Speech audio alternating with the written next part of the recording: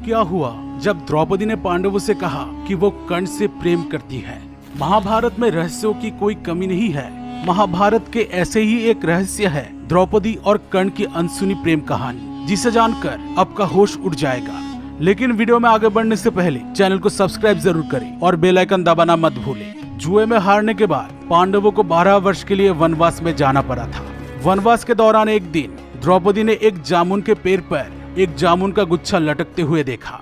द्रौपदी ने उस गुच्छे को पेड़ से तोड़ लिया।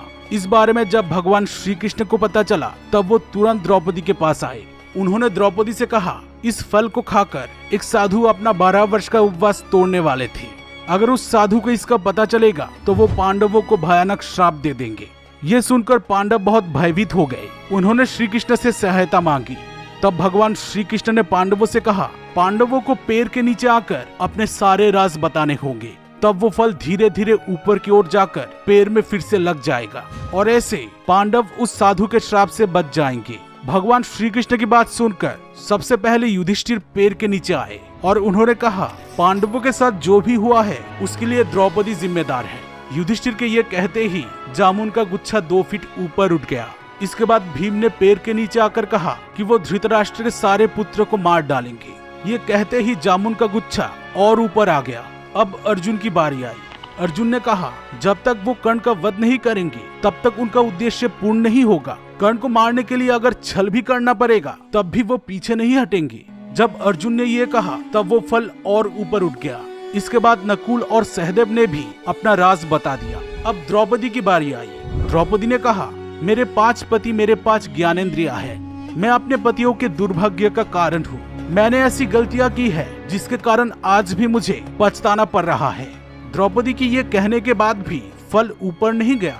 तब भगवान श्री कृष्ण समझ गए कि द्रौपदी जरूर सबसे कोई राज छुपा रही है जिसके कारण ये फल ऊपर नहीं जा रहा है। तब उन्होंने द्रौपदी को सब कुछ सच सच कहने के लिए कहा। तब द्रौपदी ने कहा, मैं अपने 5 पतियों के सिवा एक छठे पुरुष से भी प्रेम करती हूँ। वो छठे पुरुष है महारथी कर्ण। मैंने जाति के कारण कर्ण से विवाह नहीं किया था, लेकिन इसके कारण अब मैं पछता रही हूँ। अगर मैं कर्ण से विवाह करती तो मुझे इतना कष्ट नहीं सहना पड़ता। द्रौपदी के ये कहते ही वो फल पेड़ पर लग गया। द्रौपदी के इस राज को जानकर सभी पांडव बहुत चौंक गए थे। दोस्तों, मूल महाभारत में कहीं भी इस कहानी का वर्णन नहीं है, लेकिन महाभारत के अलग अलग संस्करण भारतवर्ष में मौजूद है। इनमें से एक है भील महाभारत और भील महाभारत में ही इस कहानी का उल्लेख है। मूल महाभारत में कहीं भी द्रौपदी और कर्ण में प्रेम की बातें नहीं है।